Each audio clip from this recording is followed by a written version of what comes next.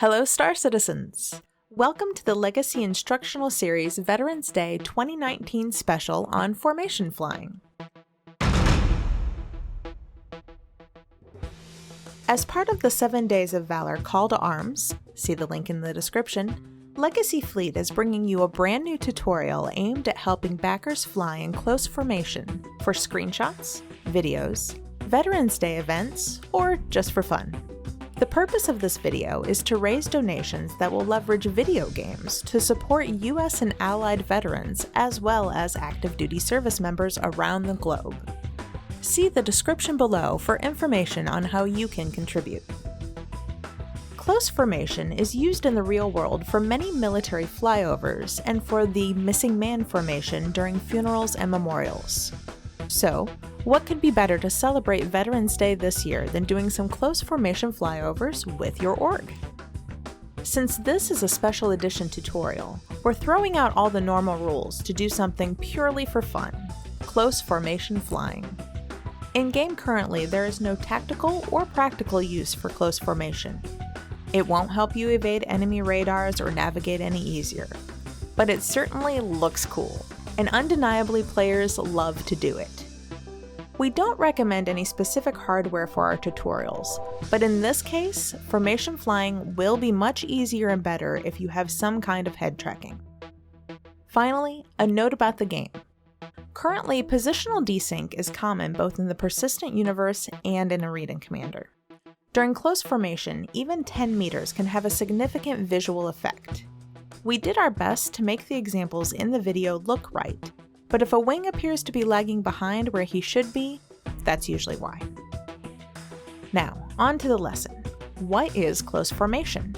How close is close? Well, of course the answer varies, but instead of getting too worried about it, we'll just say the obvious. Whatever looks good to you. What do you need to know how to do it?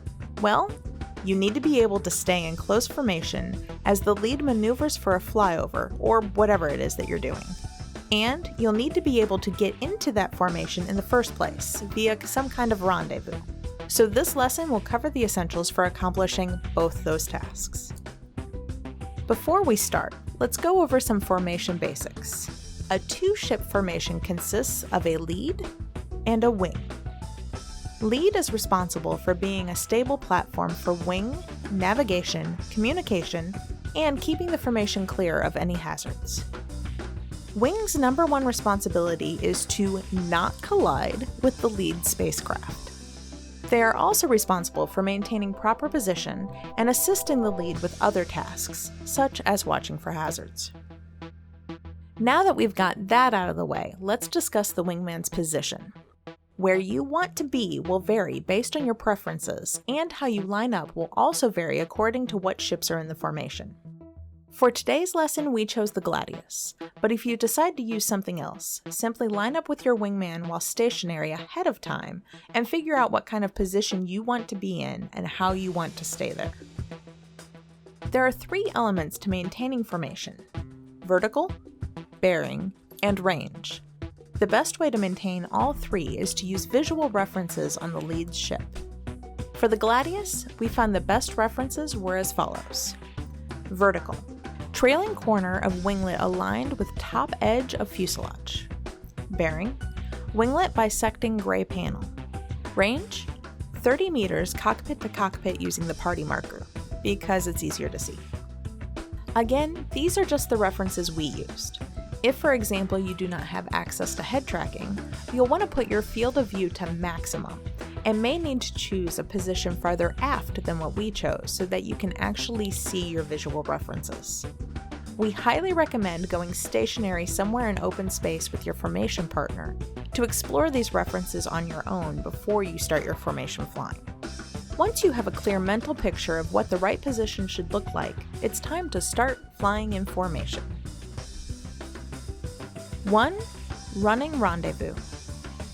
Learning formation is learning 2 roles, both lead and wing. For each part, we'll explain what lead does first, and then what wing does. As lead, you should already be stationary from when wing was practicing the formation position. Lower your speed limiter to minimum. Enable cruise control. Note: We found that using cruise control and adjusting the speed limiter is the easiest way to fly in formation. But binding throttle forward to a physical throttle would work just as well. We recommend doing most of your formation flying with pitch, yaw, roll, and the speed limiter or throttle forward. In space combat, using strafe is key to maintaining unpredictability, but in formation, we actually want to stay predictable to our wingman, so limiting movement to one axis is the best way to do that. Next, smoothly and slowly increase your speed limiter to 50 meters per second. Note, everything in this tutorial could work at higher speeds, except positional desync becomes worse at higher speeds. So as of this current patch, a lower speed is better. Continue to fly forward at 50 meters per second. If you end up at 51 meters per second or 49 meters per second, don't worry about it. As wing, set the speed limiter to 0 and enable cruise control. Once your lead begins moving forward, smoothly increase your speed.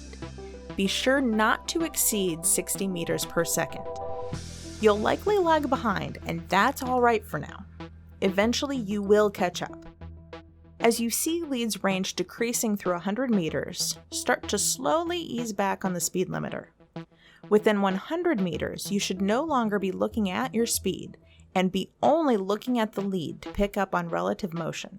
From then on, nothing on your HUD matters. Just keep looking at lead. 2. Position. As wing, once you are close to lead, you'll want to start working your VBR. That is vertical, bearing, and range. Remember your lineup cues for vertical. To fix vertical, you'll use pitch. Remember your lineup cues for bearing. To fix bearing, you'll use the speed limiter or throttle. And remember your lineup cues for range. To fix range, you'll use yaw. This is the hardest part of formation and will require practice to be able to stay in position consistently. 3. Maneuvering, loop. As lead, when your wingman is in position and ready, start a slow pitch upward. It is imperative that your TVI remain locked to your nose cross to prevent your IFCS from changing your speed. Also, it is very important that you ease in and ease out of this pitch smoothly. Doing a quick change will throw wing out of position. Remember, you must be a stable platform for wing. Once completed with the maneuver, smoothly reduce pitch and then continue straight and level. Note, we recommend practicing this on your own in free flight prior to flying with a wingman. As wing, if lead is very smooth, you won't even notice a difference. Just continue to adjust to stay in position. The most likely deviation is vertical here. Remember, a little bit of pitch is all you need to get back into position. 4. Maneuvering, wing over. As lead, when your wingman is in position and ready, start a slow pitch and slight roll with a smooth ease in as before, and keeping the TVI locked to your gun cross. Note, again, it may be worth it to practice this on your own before the formation event. Be sure to ease out at the end of the maneuver. As wing, like before, continue to stay in position. Lead will either be rolling into you or away from you. If he rolls into you, expect to need a slight reduction in speed as you are on the inside of the turn circle. If he rolls away from you, expect to need a slight increase as you will be on the outside of the turn circle. 5. Crossunder. A crossunder is simply wings switching sides during a formation. Crossunders are easy to do while straight and level, but they can be done during maneuvering as well. Crossunders are useful for putting wing on a specific side, which can be beneficial for getting better camera angles or preparing for certain maneuvers. As lead, after confirming wing is in position, all you'll need to do is signal the crossunder. If you have voice comms, you can simply tell your wingman to crossunder, but if you don't, you can direct a crossunder using a wing flick. A wing flick is just a quick roll in the desired direction of crossunder. As wing, after seeing the flick, pitch down slightly to get a few meters of vertical separation. Decrease speed momentarily to get nose-to-tail clearance, and then add the speed back in to stop the backward movement. Yaw slightly in the direction of the crossunder.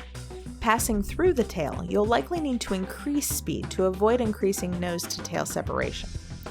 Once on the other side, use pitch up and increase speed to move back into formation position on the other side. These maneuvers form the absolute basics of what you need to rendezvous, stay in formation, and maneuver toward a flyover or for whatever mission your formation has. Remember that there is no one way to do anything in Star Citizen, and to modify this as needed. And if you have advice that you think would benefit others, feel free to post it in the comments.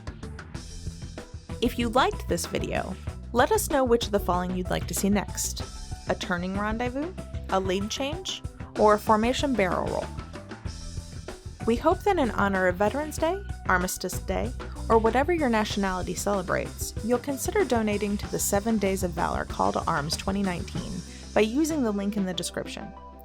Even if you can only donate $1, it'll help to bring us closer to our funding goal. The donations go towards using video games to help support veterans and active duty service members, and you can see examples of how the money is spent on their website. That's all today. See you in the verse.